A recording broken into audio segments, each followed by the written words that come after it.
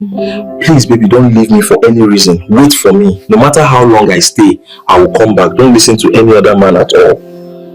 Someone had told Chisom that a simple visit to the village stadium would lead her into the deepest heartbreak of her life.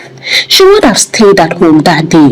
She didn't know that the same smile that warmed her heart under the hot Christmas sun would later bring her to her knees, crying and asking God where she went wrong. Now, let's go back to how it all started.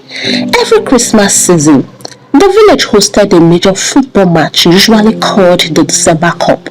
It was the biggest event of the holidays. Families dressed up. Children painted their faces. Vendors carried their wares as it was a period to make mad sales. The stadium was always full, noisy and alive.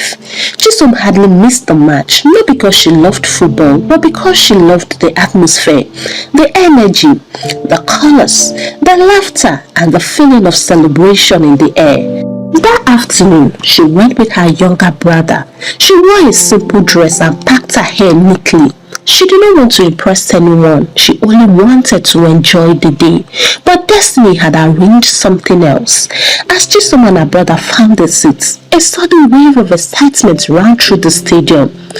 Oh, he is back. He came for Christmas. He looks different. People stood up. Some even climbed the stadium fence just to see clearly. At first, Chisom ignored the noise, but when the shouts grew louder, she turned her head slightly and saw Chejina. He had been away for years, studying and working abroad. He was one of those few boys from the village who traveled early and rarely came home.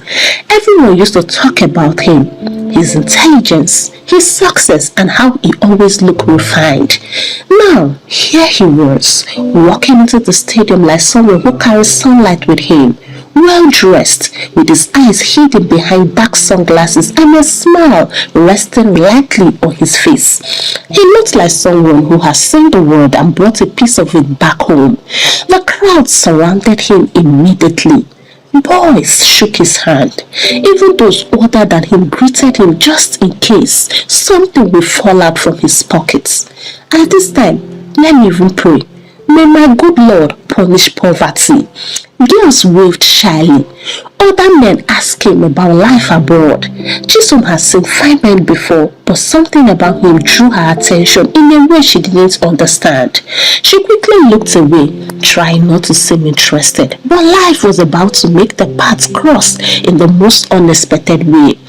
During halftime, vendors moved around selling snacks. Chisom stood up to buy a bottle of water. As she turned, someone stepped aside for her to pass. She raised her eyes. It was him. He had removed his sunglasses. For a moment, the noise of the stadium faded. Everything else became a blur. He looked at her the way people stare at a beautiful painting they were not expecting to find. So sorry, he said, stepping aside to give her space. Thank you, she replied, suddenly unaware of her heartbeat. He continued staring. Not in a rude way, but in a curious one, like he was trying to place where he had seen her before. Are you from this village? He asked politely. Yes, I am, she replied, unsure of why her voice sounded so small. He smiled. I just returned yesterday. I am trying to recognize familiar faces, but I don't think I've seen you before. I usually keep to myself, she said honestly. That explains it, he responded, still smiling. For some reason, Chisom could not look away. There was something calm, mature and sincere in the way he spoke. It felt safe and it also felt reassuring. He brought his own bottle of water and moved closer, just enough to talk without shouting. I am Chejina, he said. Chisom, she replied. What team are you supporting? He asked. She laughed. No, I just came here to enjoy the match. Oh, I love that. You have a peaceful presence, he said. She felt her stomach flutter. She didn't know whether it was the heat, the compliments, or something else. The referee soon blew the whistle, calling players back to the field. Before he returned to his seat, he said, Can I talk to you after the match, please? She hesitated, then nodded. Yes, that's fine. After the match, they stood outside the stadium talking like old friends. He asked her about her dreams. She asked him about life abroad, and the conversation flowed easily. Her brother kept looking at her with surprise. She never spoke freely with strangers, but something about Chejina made her feel comfortable. When they were done, he said, "It was nice meeting you, Chisom. I hope this won't be the last time we talk." "It won't," she replied without thinking, and that was the moment her life quietly shifted direction.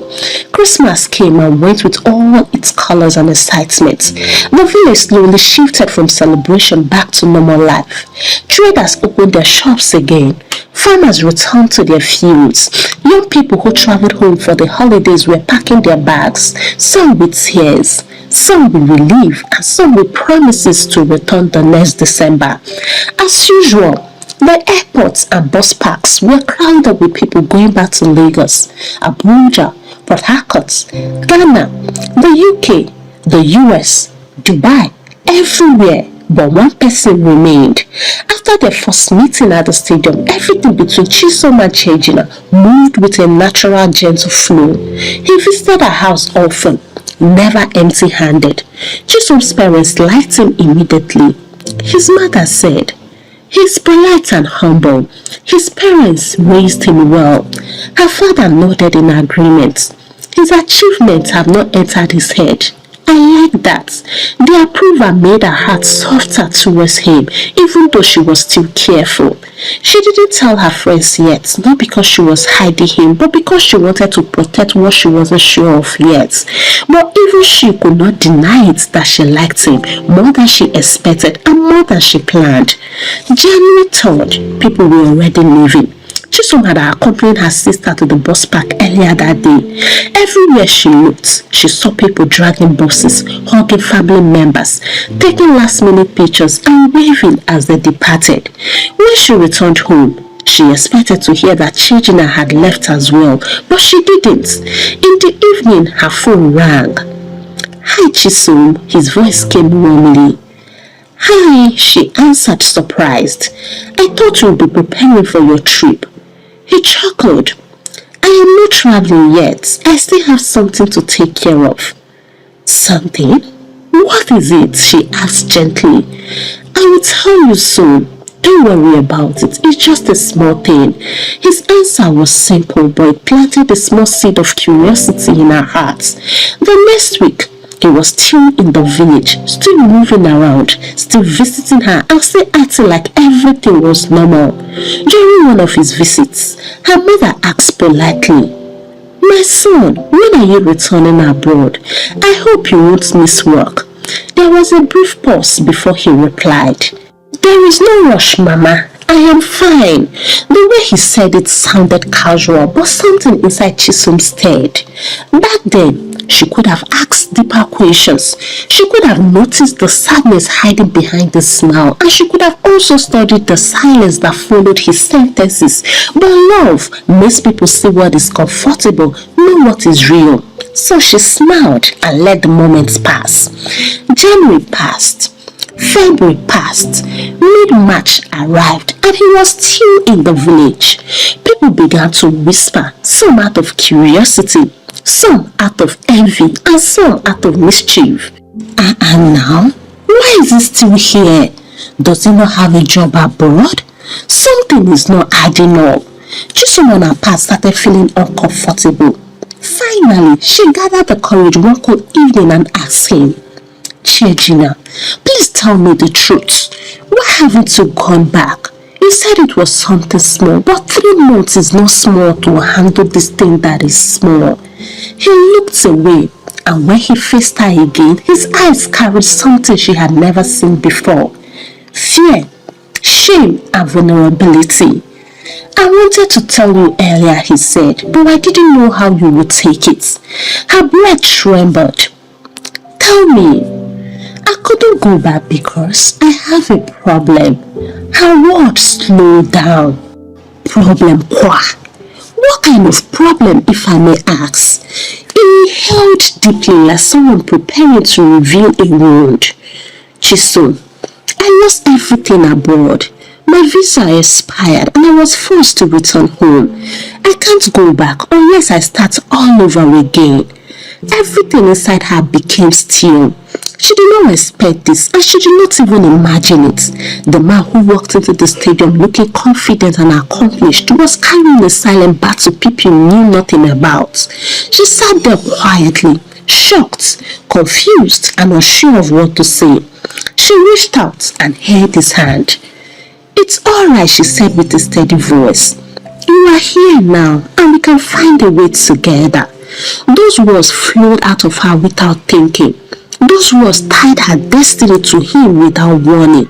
And those words were the beginning of a journey she would someday wish she never started.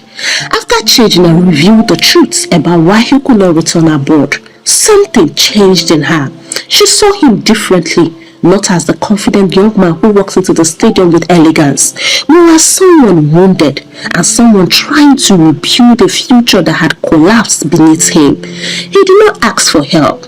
He did not make promises or excuses. He simply confessed the situation with humility and shame mixed together.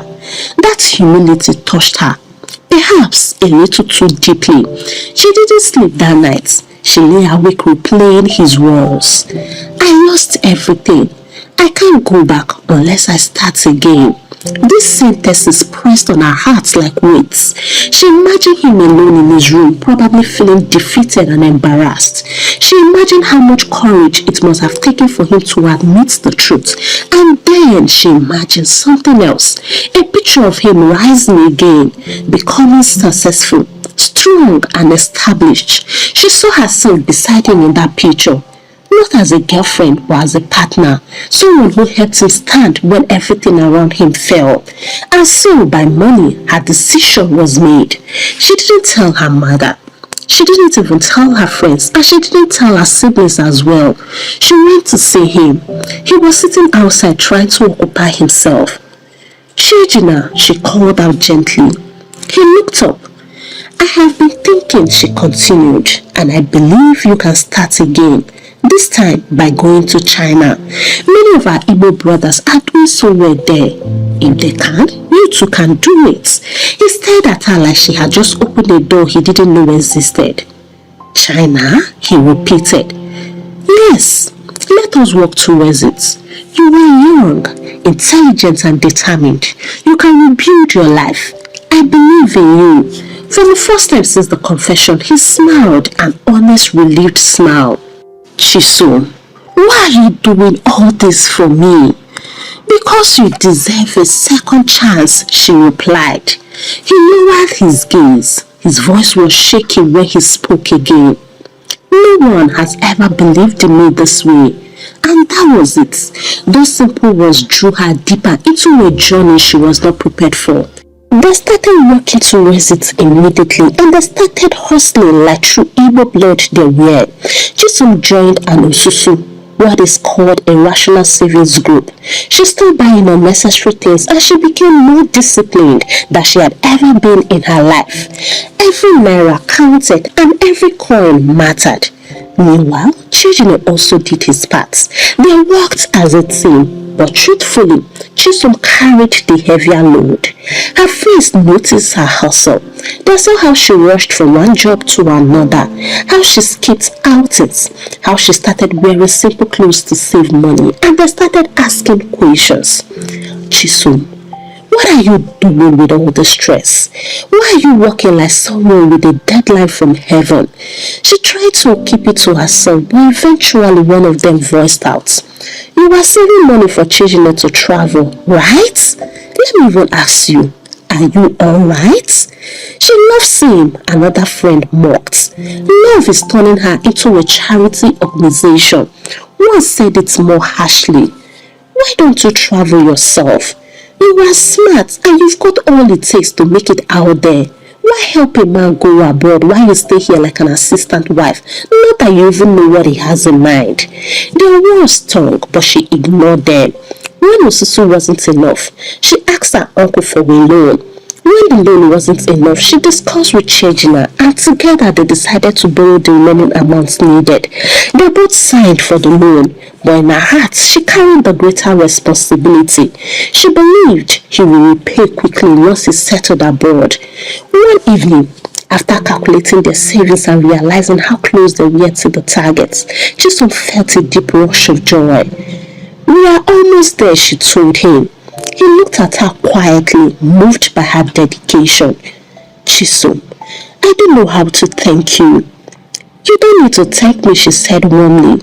"Just become the man I see inside you." He took her hand gently and said, "You have given me hope again." His voice broke slightly. His eyes softened. Something shifted between them that night, something stronger than casual affection and something warmer than attraction. It was a feeling that made her believe she was building a future and that she was doing the right thing. By the time they completed the travel plans, Chisom felt proud. Proud of their efforts, their teamwork, and proud of the quiet strength she had discovered within herself. The day they finally bought the tickets, Chejina held the paper in his hands like a fragile dream.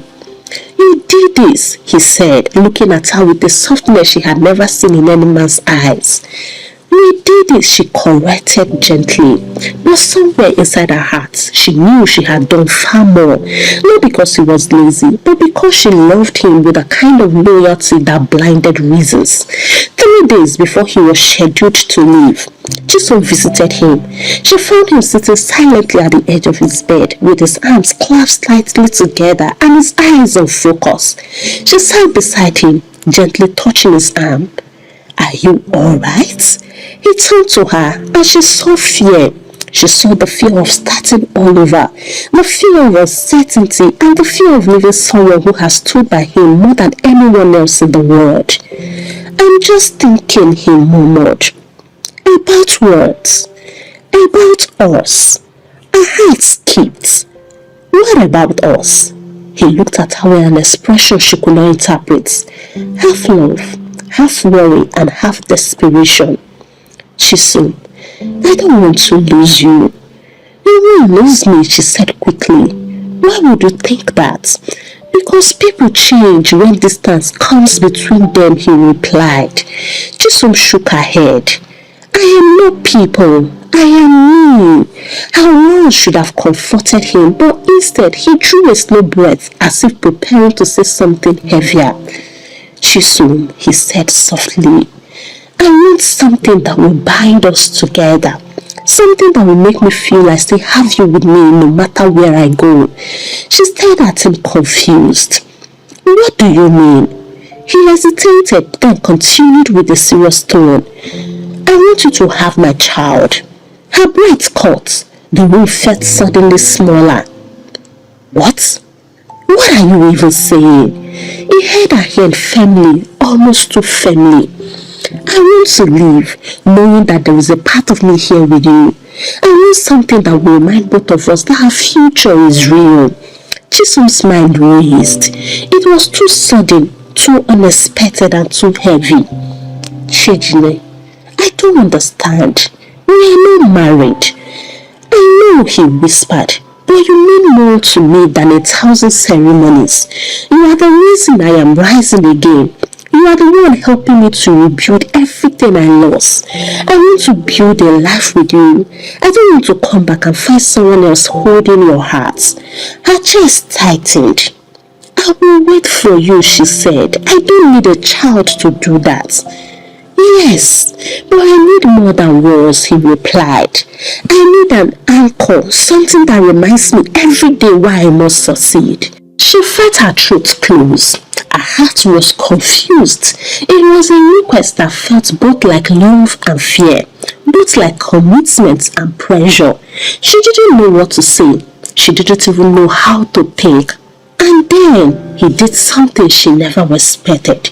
He knelt down in front of her. "Please, Chisom, let me live with a part of you.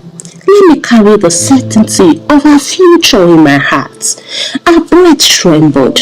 Her mind told her to slow down, to think carefully, or better still, to seek for advice. But her heart was already overwhelmed by all the sacrifices they had shared.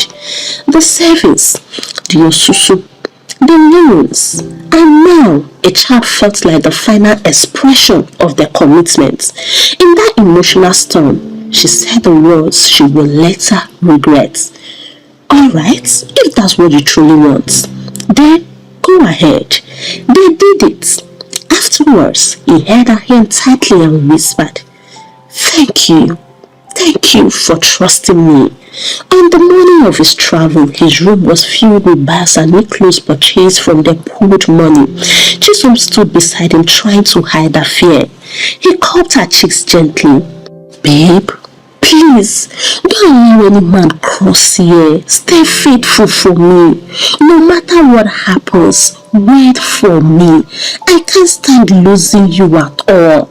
I will send for you as soon as everything works out. I promise. She nodded, tears threatening to spill. He hugged her tightly like he feared it would be the last time. She accompanied him to the bus park and stood there watching until the vehicle disappeared from sight. The first few weeks after changing her travel felt like walking through a dream. Chisom would wake up each morning with a mixture of excitement and fear. Excitement because she believed their lives were finally rising, and fear because the man she had given everything to was several oceans away. She heard onto his last words, Be faithful to me, wait for me, I will send for you. Those words became her money item, her night prayer and her secret promise. She believed them with her whole heart. Soon her body began to change. Fatigue, unexpected nausea, and a strange warmth in her chest. Of course, because she wasn't innocent again, she took the pregnancy test, and when it showed the two clear lines, she pressed the kits against her chest and cried, not out of fear, but out of joy. This is our beginning, she whispered to herself. She imagined telling him. She imagined the joy on his face. She imagined their future, big and bright. She could already hear him calling from China. Chisom, I have sent money. Buy whatever you need. Chisom, I have found an apartment for us. Chisom, prepare your documents. You will join me soon. She believed it all. She waited until evening before calling him on WhatsApp. Her hand trembled slightly as she pressed his number. Hello, Chisom, he said, sounding tired, but she thought he was simply adjusting to a new country. I have something to tell you, she said sweetly. What is it? I am pregnant. A long silence followed. Then his voice came out, strangely flat. Oh, really? Yes, I took the test this morning. Another silence followed, like he was trying to decide how he felt. Well, congratulations, he said finally. That means everything went well. The tone stung her, not because he was harsh, but because he sounded distant, unmoved, and almost distracted. Are you not happy? She asked. I am, he replied quickly. Things are just very rough here. Let me call you back. But he didn't call back. Not that night, not the next morning, and not even the next day. Chisom told herself he was busy. She told herself he was settling in, and she also told herself China was overwhelming. But deep inside, a tiny seed of worry had been planted. As the weeks passed, her pregnancy became more obvious, but instead of receiving support from the father of her child, she found herself leaning heavily on her family. Her father paid her antenatal bills. Chejina did not send money, not even once, and whenever she complained, he said, Chisom, please understand, things are not easy here. Those words became his new identity. Still, she believed him. She believed he would improve, and she believed he was simply passing through a difficult phase. It's safe to say that love made her patient, painfully patient. As her belly grew, some men approached her gently, some boldly, and some with hidden motives. You are a good woman, one man told her. A single mother who deserves help. Another said, "You didn't get pregnant by mistake. You got pregnant out of love. If it doesn't come back, someone else will. And don't forget, I am here waiting for you." Her friends warned her, "You are carrying everything alone. That guy may never return. Protect yourself emotionally and try to move on." But Chisom refused to listen to anyone. She believed in loyalty. She believed in promises, and she believed that the man she had suffered with would never betray her. Her labor pain started on a quiet Wednesday morning. Her mother rushed her to the hospital. She held her mother's hand, praying for strength. After hours of painful pushing and courage she didn't know she had, a beautiful baby girl entered the world. The nurse placed the baby on her chest and tears streamed down her face. "My daughter," she whispered, "your father will be so happy." When she gathered enough strength, she called him. He picked up. "I have delivered, oh," she said weakly. "It is a girl." "A girl?" he asked like an unromantic Navy guy. "All right. Congratulations to you. I will talk to you later." Then the line went dead. She stared at her phone in disbelief. No excitement, no joy, no questions, no prayers, and no requests for pictures. Just a cold response that froze her heart. Her mother saw the pain in her eyes. "Tell me what he said," she demanded. Chisom swallowed hard and whispered, "Nothing, Mama. He said nothing, only congratulations." The following days were strange. He didn't ask about the newborn. He didn't check on her health. He didn't even offer support. He only messaged occasionally. "Things are still tough. Let us pray. I believe God will help us." She kept on hoping. She kept on defending him, and she kept on waiting without realizing it that her love was standing alone. The man she had trusted with her heart was slowly drifting away. Chisom named the baby Mirabel. To her, it meant miracle, a symbol of the journey she believed God was still complete. Mirabel had Chijine's eyes, the same shape, the same depth, and the same forehead. Let's just say she thought someone would drag her daddy with the way she chose to look like him. Whenever Chisom looked into the eyes, she felt a mixture of joy and pain.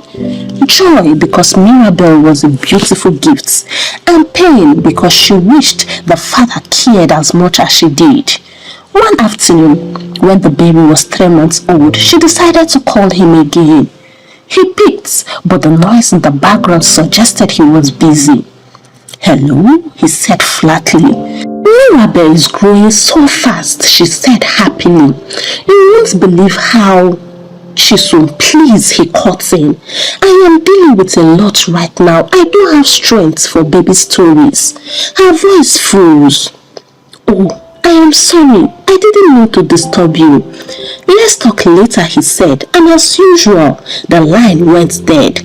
She stared at her phone, her heart sinking slowly. She felt guilty for even calling him. It was as if her child, the child he begged her to have, had become a burden to him. Her mother saw the tears gathering in her eyes. "What did he say?" she asked. Chisom shook her head and whispered, "Nothing, Mama. He said he is stressed." Her mother sighed heavily. "My daughter, a man who speaks like this is walking away." Chisom refused to accept. "Maybe he's truly overwhelmed." Her mother placed a hand on her shoulder. "Love is patient, yes, but love is not blind. Open your eyes." Chisom couldn't. She said, "If things get better, I know this whole frustration will stop." So she got to work. Every Bible-believing church, she was there. Every program at all, she was present. Her only prayer point was, "God, please, bless Chijine." Even when she opened her eyes in the middle of her sleep, unconsciously she still prays for him. There were days she fasted just for the gate of China to open to him. Months passed, and suddenly things changed. He called her unexpectedly one day. His tone was brighter, warmer, and lighter. "Chisom, something good has happened though." Her heart leapt. What is it? I found a business opportunity. I met someone who connected me to suppliers. I got some goods. They sold out fast. I got another set. Boom! Sold out. Chejina is now standing on his feet again. Chisom smiled, tears filling her eyes instantly. I am so happy for you, she said, truly meaning it. He continued, his voice full of excitement. I told you things would turn around. I told you we just needed time. More opportunities are opening. I might even start sending containers soon. Chisom felt a fresh breath of hope enter her lungs. At last, the sacrifices were bearing fruit. She imagined him sending money. She imagined him fulfilling his promise to bring her to China. She imagined the daughter meeting her father. She also imagined a wedding, a home, and a future. But success, instead of bringing him closer, slowly pushed him away. The higher he climbed, the more distant he became. One morning, Chisom realized she had come 3 months without hearing from him. Her heart trembled. She swallowed her pride and sent him a message. Please, if I've done anything wrong, tell me. He replied hours later. Oh, why yourself? You worry too much. Nothing did happen. No explanation. No tenderness and no warmth. Her mother watched her silently, her heart breaking for the daughter who carried love like a burden. My child, she said carefully, a man who is rising should carry you along, but this one is rising alone. Chisom shook her coconut head firmly. No, Mama, he still loves me. These people abroad, they don't have time at all. He's just busy. Her mother didn't argue further. She only whispered in her heart, God, please protect my child. Her father, who rarely interfered, finally called her one evening. Sit with me, he said gently. She sat. Chisom, there is something I need to say, he began. I watch how you carry everything alone. I see how you cover your pain with silence, but remember this, a woman who waits for a man must make sure he's also waiting for her. I know, Papa, she whispered. Does this boy still show you the same commitment? She hesitated. Yes, Papa, only that he is busy now. Her father sighed. My child, I am a man, and I can categorically tell you that no man is ever busy for the woman he loves. Your heart is holding onto someone who has already let go. Still, Madam Coconut Head defended Chejina stubbornly. That night, she called him again. He picked, but the tone of his voice felt like winter. What is it? He asked. I just wanted to hear your voice, she said. Chisom, please, I am very tired. Stop calling me all the time. Her breath stopped. All the time? She echoed. I haven't heard from you in months. Exactly, he said. Let us reduce communication for now. I have a lot on my mind.